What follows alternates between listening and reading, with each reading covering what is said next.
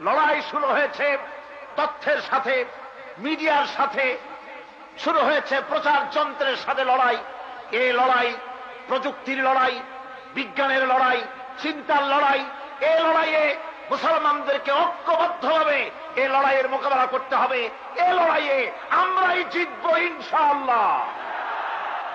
এই লড়াইয়ে জিতবে কারা? মুসলমানদের কাজ ঐক্যবদ্ধ হয়ে এই লড়াইয়ে জিততে হবে। তথ্য সন্ত্রাসের মোকাবেলা করতে হবে। আজকের পৃথিবীতে ইসলামকে দুনিয়া থেকে মিটায় দেওয়ার জন্য সবচাইতে বড় অস্ত্র যেটা, সেটার নাম হচ্ছে মিডিয়া। সেটার নাম কি? মিডিয়া। তথ্য সন্ত্রাস। তথ্য সন্ত্রাসের মাধ্যমে এখন শুধু মৌলবাদ বললেই ছাড়ে, সারা পৃথিবীতে মৌলবাদ বললেই এখন বোঝানো হয় ইসলামকে। কারে বোঝানো হয়? ইসলামকে বোঝানো হয় মৌলবাদ বলে। ফ্যানাটিক। এই ধর্মের ইতিহাস থেকে রক্তের গন্ধ আসে এ বলে, প্রতিক্রিয়াশীল, রক্ষণশীল বলে ইসলামকে গালাগালি করা হচ্ছে। আজকের পৃথিবী পশ্চিমা শক্তি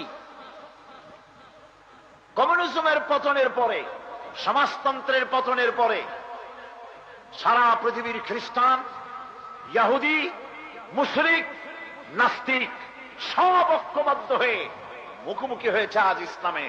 কিসের মুখোমুখি হয়েছে?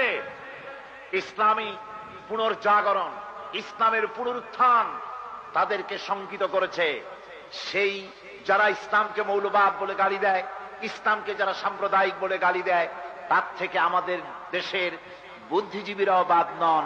ওনারাও ইসলামকে গালি দেন মৌলবাদ বলে, সন্ত্রাসী বলে, সাম্প্রদায়িক বলে গালি দেন।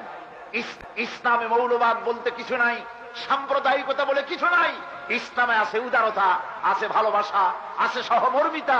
ইসলামের ভিতরে রয়েছে বিশ্বজনীনতা, রয়েছে এর ভিতরে বিশ্বপ্রেম, ভ্রাতৃত্ব এবং ভালোবাসার উদারতা দিয়ে পৃথিবীকে বিজয় করেছে।